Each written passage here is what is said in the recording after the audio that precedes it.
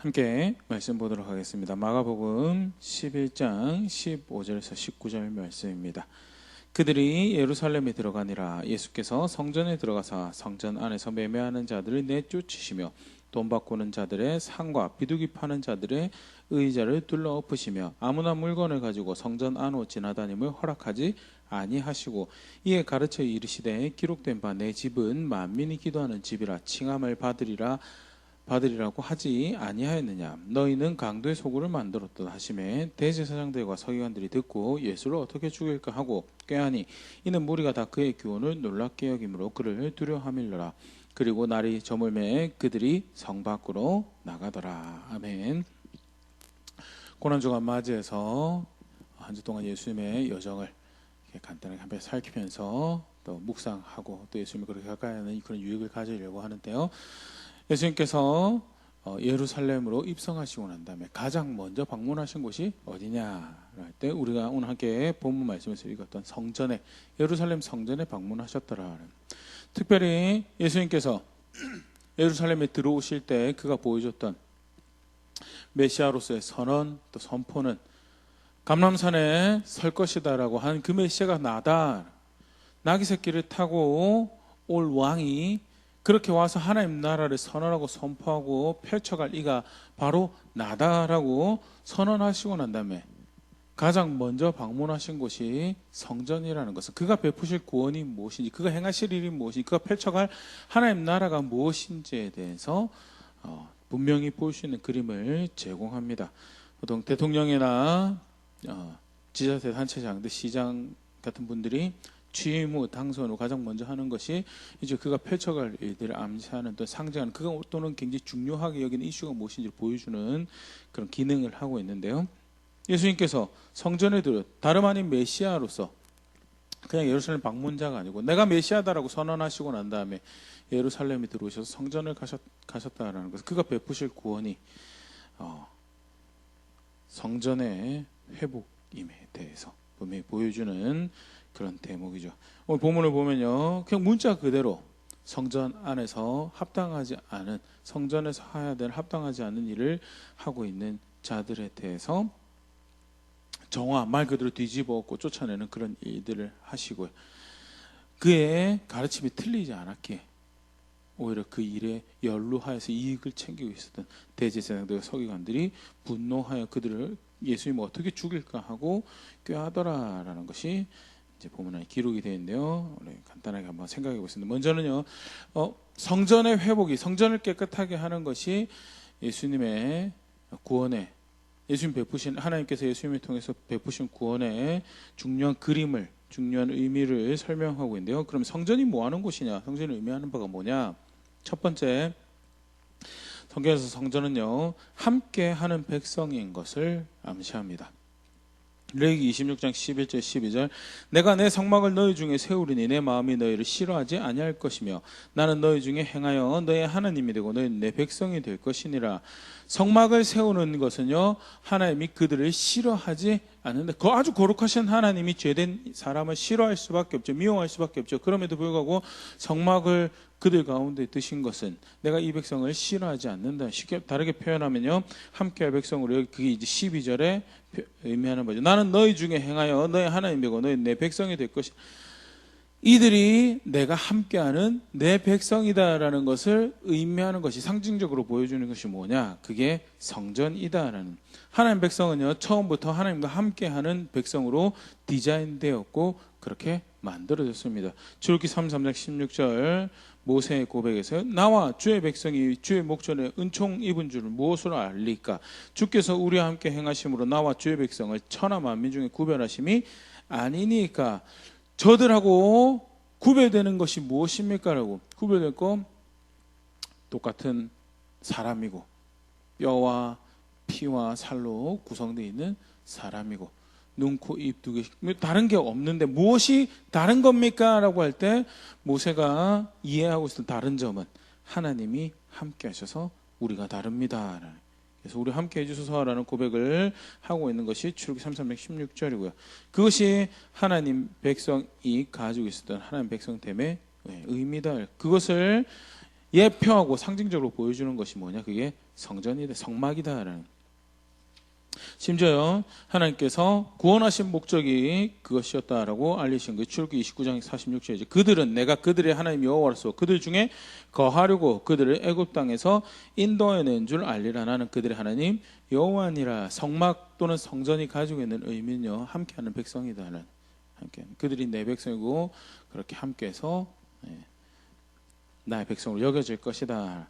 또 성전은 단순히 함께 하나님 그들과 함께 한다라는 의미와 더불어서 중요한 기능을 하고 있던 것이 예배하는 거죠. 그러니까 하나님 백성들은, 선택된 백성들은 가장 높으신 하나님 여호와 하나님께 예배를 할 수 있는 그런 특권을 가지고 있었던 백성이고요. 함께하는 백성과 더불어서 하나님 백성이 함께하는 백성과 더불어서 하나님의 영광을 돌리는, 하나님께 예배하는 백성이다라는 것을 보여주는 것이 성전의 의미죠. 이사야 43장 7절 내 이름으로 불려지는 모든 자 곧 내가 내 영광을 위하여 창조한 자를 오게 하라. 그를 내가 지었고 그를 내가 만들었느니라. 내 영광, 하나님 영광을 위해서 창조한 자들이 하나님 백성이다라는, 그렇게 예배하고, 이사야 43장 21절 이 백성은 내가 나를 위하여 지었나니 나를 찬송하게 하려 함이니라. 하나님 찬송하는 것이, 하나님 영화롭게 하는 것이 그의 백성의 존재의 목적인 것이, 그게 하나님 백성이고, 그래서 그것을 위해서 존재하는 것이 뭐냐? 성전이다. 성전에서만 영광 돌리냐? 아니죠. 성전에서만 함께 하느냐? 그거 아니죠. 상징하는, 그것을 예표하는. 그래서 솔로몬의 경우에도 하나님께서 솔로몬의 성전을 하나님의 성전으로 받으시기로 이야기하시고 난 다음에 그 다음에 이야기하신 게 있어요. 내 명령과 규례를 따라 행해라. 그러면 내가 이야기한 대로 이것을 나의 성전을 여길 것이고 내가 약속을 준 땅에서 내가 거할 것이다. 아니면 조롱거리가 되게 만들 것이고, 어떻게 이런 건축물을 지어놓고 하나님 앞에 버림받았느냐는 그런 이야기를 듣게 만들 것이다라고 이야기하시. 그래서 성전은요, 함께하는 백성인, 함께하는 백성이 되어야 하는, 성정을 가지고 성막을 가지고 있으면서 백성들이 가지고 있어야 될 자세는요, 우리가 하나님하고 함께하는 백성이지. 그래서 그의 말씀에 따라 거룩한 삶을 추구하고 살아야 되는 것이 우리가 살아야 되는 중요한 모습이지. 아울러서 정한 시기에 정한 방식으로 나와서 하나님께 영광을 돌리고 그를 자신의 하나님으로 우리 하나님을 인정하고 예배하는 것이 우리의 정체성이지라고 확인하는 그런 기능을 가지고 있었고요.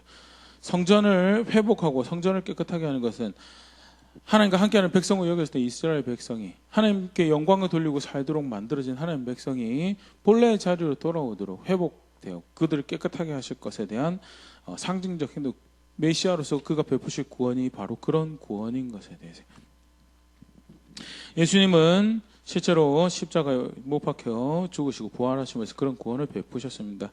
간단하게 살펴보면요, 함께하는 백성을 만드셨죠. 로마서 5장 10절 11절 곧 우리가 원수되었을 때 그의 아들이 죽으심으로 말미암아 하나님과 화목하게 되었은즉 화목하게 된 자로서는 더욱 그의 살아나심으로 말미암아 구원을 받을 것이니라. 그뿐 아니라 이제 우리로 화목하게 하신 우리 주 예수 그리스도로 말미암아 하나님 안에서 또한 즐거워하느니라. 화목하게 하시는 구원이었다는, 화목하게 하시는 구원, 함께 할 수 있는 백성을 만드시는, 내가 너희를 싫어하지, 내 마음이 너희를 싫어하지 아니할 것이다 라는 것. 죄로 인해서 원수되고 등지고 대적하고 우리의 선택과 우리의 마음 씀씀이가 우리의 모든 행동 하나하나가 하나님을 대적하는 그런 자리에 있는 우리인데, 그런데 십자가와 부활을 통해서 그 안에서 하나님 앞에 의롭게 여김받는 그런 존재로 여김받을 수 있도록, 그렇게 하나님과 회복된 관계로 갈 수 있도록 하시는 구원이다 하는, 그게 성전의 본래 기능을 회복하는 거죠. 두 번째, 예수님께서 베푸신 구원은요, 예배하는 백성으로서, 하나님께 영광을 돌리는 백성으로 다시 살아갈 수 있도록 인도하시는 거죠. 고린도전서 6장 19절 20절 너희 몸은 너희가 하나님께로부터 받은 바 너희 가운데 계신 성령의 전인 줄 알지 못하냐. 너희는 너희 자신의 것이 아니라 값으로 산 것이 되었으니 그런즉 너희 몸으로 하나님께 영광을 돌리라. 관계가 회복되었고 나아가서 하나님께 영광을 돌리는 삶을 하나님께 예배할 수 있는 백성이 된 것이, 그게 누구냐? 그게 예수님에 의해서 구원받은 백성이고, 예수님께서 베푸신 구원이 뭐냐? 메시아로서 오셔서 베푸신 구원이 뭐냐? 번듯한 집에 살고, 번듯한 차를 운영하고, 번듯한 직장에, 괜찮은 결혼에, 파릇파릇한 잔디가 나 있는 곳에, 산들 바람이 부는 곳에서 하오하고 살도록 그렇게 만들으신, 속칭 말하는 잘 사는 구원을 위한 그런 구원이었느냐? 아니다라는 게.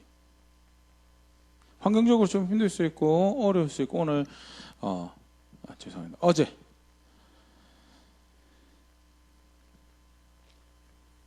말씀 가운데서, 요한계시록 말씀에서 우리가 확인할 수 있는 것처럼 고난이 있고 참음이 있는 것이 그 신앙인데, 그럼에도 불구하고 영원의 주인과 생과 사의 주인과 창조의 하늘과 땅의 주인 되신 그 하나님과 화목한 관계 가운데 그와 함께 할 수 있는 자리에서 그의 영광을 추구할 수 있는, 그 앞에서 옳다 인정함을 받고 영원이라는 시간 앞에서 그가 존재하시는 시간에 걸쳐서 가치 있는 선택이고 가치 있는 고백이었다라고 인정받을 수 있는 그런 삶을 살아갈 수 있는 존재로 예수님께서 그런 자리로 초청하시고 인도하신 것이 그리스도 안에서 베풀어지는, 그가 메시아로서 베푸시는 구원이다라는. 그래서 예수님께서 메시아로 예루살렘 들어오시자마자 하셨던 일이 성전을 깨끗하게 하시는, 백성이 본래 있어야 할 자리로 돌아가고 마땅한 예배가 드려지면 그 예배를 통해 격려와 도전받은 하나님 백성들이 거룩한 삶을 살아감으로 함께하는 백성이 되는 그런 회복과 구원을 위해서 오신 것이요, 예수님이 오신 그리고 베푸신 구원이다 하는. 안타깝지만요, 성전에 들어와서 돈을 챙겨와서 이렇게 필요한 물품을 사서 제물로 드릴 수 있도록, 제사할 수 있도록 제도를 주신 것, 하나님께서 주신 것이었습니다. 신명기 14장 24절에서 27절 보면요, 그러나 너의 하나님 여호와께서 자기 이름을 두시려고 택하신 곳이 내게서 너무 멀고 행로가 어려워서 너의 하나님 여호와께서 그 풍부히 주신 것을 가지고 갈 수 없거든. 제사 드리고 싶은데, 하나님께 예배하고 싶은데, 하나님께 영광을 돌리고 싶은데, 근데 정하신 장소로 가서 예배를 해야 되는데 그게 너무 멀어요.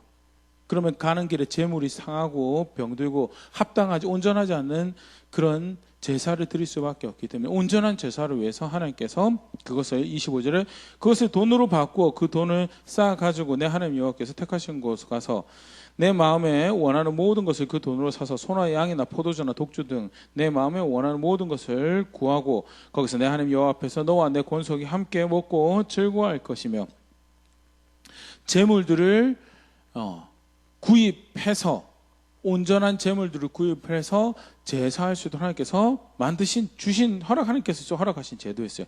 27절 내 성읍에 거주하는 레위인은 너희 중에 분깃이나 기업이 없는 자이니 또한 저버리지 말지니라. 하나님께 보통 제사하면 이제 속죄제, 번제, 그다음에 화목제, 그래서 죄를 씻고 헌신하고 그 하나님과 화목하게 된 것을, 그 화목하게 된 하나님하고 관계가 화목하게 된 것을 상징적으로 이제 함께 누리는 것이 이제 제물로 드렸던 고기의 일부를 참여자들과 함께 나누고 가족들과 함께 나누는 것으로 그렇게 하나님께서 명령하신 예배의 모습이었죠. 그런 모습들을 이제 예배하고, 그리고 그것들을 함께 권속들과 가족들과 함께 기뻐하고, 또한 분깃이 없는 레위인을 챙겨서 그렇게 함께 기뻐하는 그런 제사를 할 수 있도록 하나님께서 주신 제도였어요. 그런데 문제는 뭐냐? 두 가지로 이제 학자들이 흔히 보입니다. 첫 번째는 제사에 사용되는 물품을 구입하는 일에 그 제사장이 이제 연루가 된 거예요.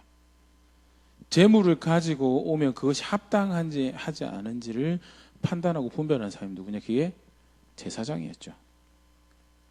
물론 가지고 오는 사람이 제대로 된 걸 가지고 와야 됩니다. 근데 그것이 합당한지 아닌지 그 분별해서, 그래서 말라기에도 보면, 말라기에 사실 그런 부분들이 명시가 되어 있는데요. 말라기 1장 6절 7절 보면 내 이름을 멸시하는 제사장들아, 나 만군의 여호와가 너에게 이르기를 아들은 그 아버지를, 종은 그 주인을 공경하나니 내가 아버지일진데 나를 공경하며 어디 있느냐? 내가 주인이신데 나를 두려움이 어디 있느냐 하나 너희는 이르기를 너희가 어떻게 주의 이름을 우리가 어떻게 주의 이름을 멸시하였나이까 하는도다. 너희가 더러운 떡을 나의 단에 드리고도 말하기를 우리가 어떻게 주를 더럽게 하였나이까 하는도다. 이는 너희가 여호와의 식탁은 경멸이 여길 것이라 말하기 때문이라. 장사꾼들이 잘못된 걸 팔면, 온전하지 않은 걸 팔면 그걸 들고 와서 제사를 할 때 그것을 안 받아줘야 되는데 그것을 장사치들하고 결탁을 해서 어차피 죽을 거니까, 또는 뭐 그런 이제 봐주는 방식으로 해가지고 제사를 하게 한다든지, 아니면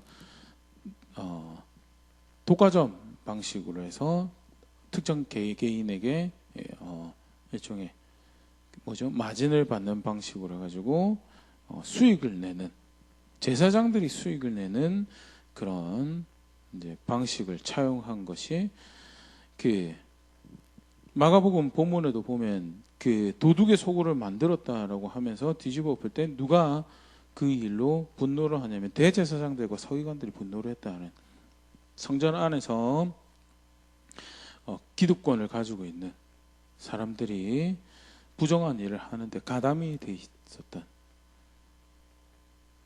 그래서 원래 물품을 팔라는 제도는 하나님께서 주신 건데, 근데 거기에 이제 제사장들이 연루가 되어서 그것을 부당한 이익을 취하고 했던 그런 정황에서 예수님이 이제 그들의 부정함을 들춰내시고 이제 깨끗하게 하신 그 일을 하신 것이고요. 또 아울러서 이제 성경에는 그런 표현도 등장하지 않지만 바깥들하고 이제 이어지는 곳에 이방인의 뜰이라는 곳이 있었는데, 이방인이라는 뜰에서 일반적으로는 이제 이 판을 벌렸다라는 거죠.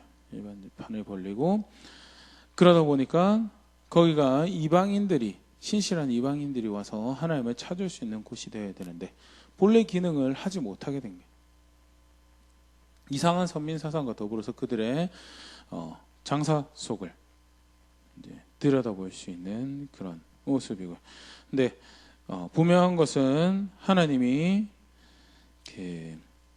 신실한 이방인들로 하여금 그들이 하나님 전에 와서 찾을 수 있도록 그게 하나님 원하셨던 거죠. 이사야 56장 6절 7절 보면요, 또 여호와 연합하여 그를 섬기며 여호와 이름을 사랑하며 그의 종이 되며 안식일을 지켜 더럽히지 아니하며 나의 언약을 굳게 지키는 이방인마다 내가 곧 그들을 나의 성산으로 인도하여 기도하는 내 집에서 그들을 기쁘게 할 것이며 그들의 번제와 희생은 나의 제단에서 기꺼이 받게 되리니 이는 내 집은 만민이 기도하는 집이라 일컬음이 될 것임이라. 예수님 오시기 전에 약 500년 전에 이미 이사야 선지를 통해서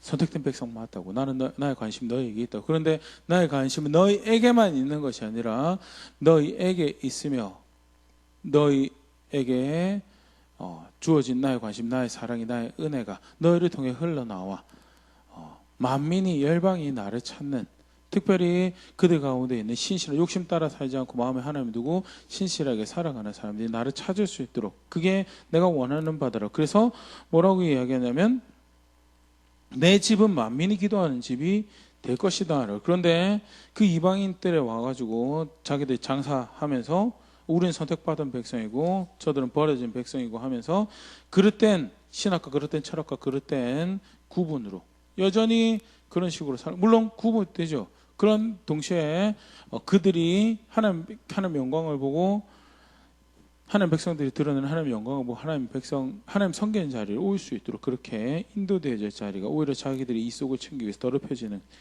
그것이 본래 목적대로 사용되어지지 않는 거죠. 예수님께서 이렇게 인용하셨던, 좀 전에 내 집이 만민이 기도한 집이 될 것이다 라는 이사야 말씀과 또 하나 더가 이제 예레미야 7장에 예수님께서 인용하시는 표현이 등장한 건데요. 9절부터 보면 너희가 도둑질하며 살인하며 간음하며 거짓 맹세하며 바알에게 분향하며 너희가 알지 못하는 다른 신들을 따르면서 내 이름을 일컫는 받는 이 집에 들어와서 내 앞에 서서 말하기를 우리가 구원을 얻었나이다 하느냐, 이는 이 모든 가정은 이를 행하려 함이로다. 하나님 백성이다라고 하나님께 구원받은 하나님 백성이다라고 하면서 온갖 살인하고 도둑질하고 하지 말라는 거 다 하는 거야. 상대방 권리 지켜줄지도 모르고 상대방의 해를 입히고, 그게 무관심이든 또는 오지랖이든 해를 입히고, 상대방의 순결 지켜주지 않고 거짓을 행하면서 그렇게 살아가면서 뻔뻔하게 하나님 집에 들어가지고 우리가 하나님 백성입니다라고 하는 11절에 내 이름으로 일컬음 받는 이 집이 너희 눈에 도둑의 소굴로 보이느냐. 내가 있는 이곳이 나랑 함께한 내가 도둑놈으로 보이는 시기에 그런 거죠. 보라, 나 곧 내가 그것을 보았노라. 여호와의 말씀이니라. 합당하지 않다. 그거 그런 제사, 그런 삶의 방식, 그런 이해 전혀 합당하지 않다라고. 그러니까 쉽게 말해서 지금 장사하고 있는, 예수님 당시 장사하고 있는 모습이 바리새 예레미야 선지자 당시에 그릇 행하는 모습과 별반 다를 것이 없는,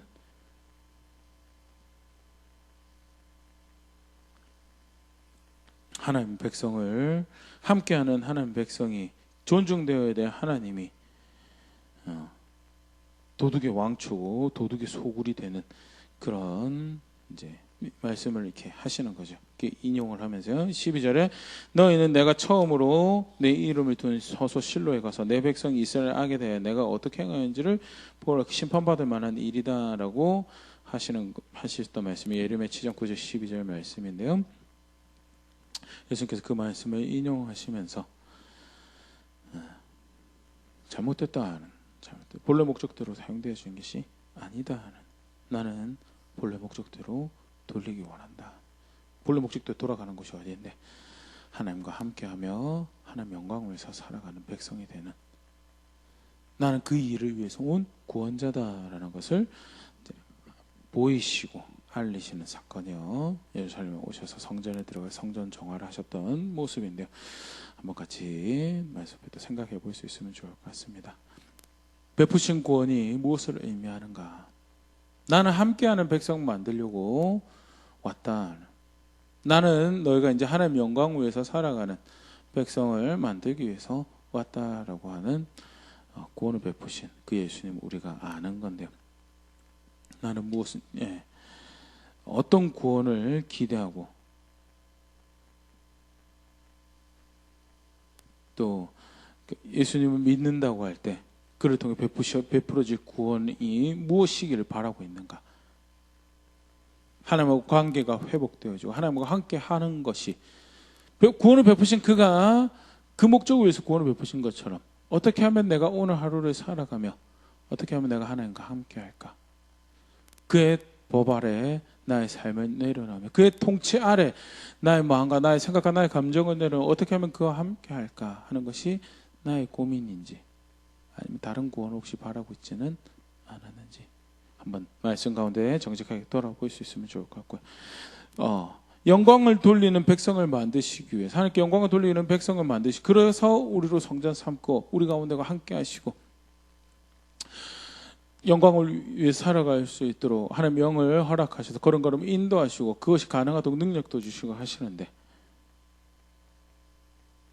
그런데 그 목적 상관없이 욕심대로 살아가며 하나님 함께 하시겠다고 하신 성전된 우리를 도둑의 구렬로 만들고 있는, 그리고 함께 정작 그러고 나서 보니까 예수님 주인은 하나님 어떻게 된 거죠? 도둑의 왕초가 되는 거죠. 그런 삶의 고백을 만들어가고 있지는 않는가? 한번 다시 돌아볼 수 있으면 좋을 것 같고요.